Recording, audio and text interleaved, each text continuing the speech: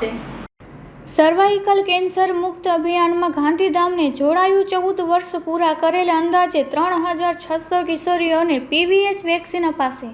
દેશને સર્વાઇકલ કેન્સરથી મુક્ત કરવા માટે એચપીવી રસીકરણ અભિયાનનો રાષ્ટ્રવ્યાપી પ્રારંભ 28 ફેબ્રુઆરીના રોજ વડાપ્રધાનના હસ્તે અજમેરથી કરવામાં આવ્યો હતો, જ્યારે ગુજરાતમાં મુખ્યમંત્રી ભૂપેન્દ્ર પટેલના માર્ગદર્શન હેઠળ રાજ્યવ્યાપી અભિયાન શરૂ થશે।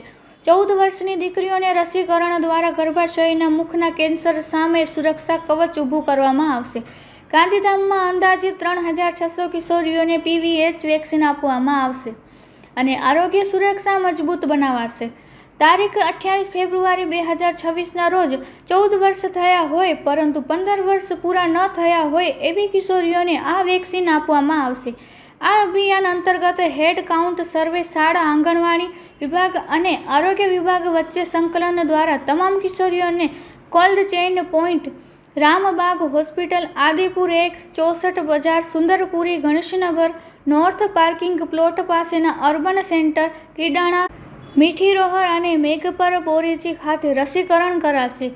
પીટીએમ દ્વારા જાગૃતિ કાર્યક્રમો તથા સોશિયલ મીડિયા અને આઈઈસી પ્રવૃત્તિઓ દ્વારા વ્યાપક જનજાગૃતિ કરવામાં આવશે। આજે તમામ સેન્ટર પર કાર્યક્રમો યોજવામાં આવ્યા હતા। આદિપુર ખાતે મનપા કમિશનર મનીષ ગુરવાનીએ વાલીઓને રસીકરણ કરવા આગળ આવવા તથા આ સંદેશો લોકો સુધી પહોંચાડવા જણાવ્યું હતું। રિપોર્ટ બાય ભારતી માખી, જાણી, ગાંધીધામ।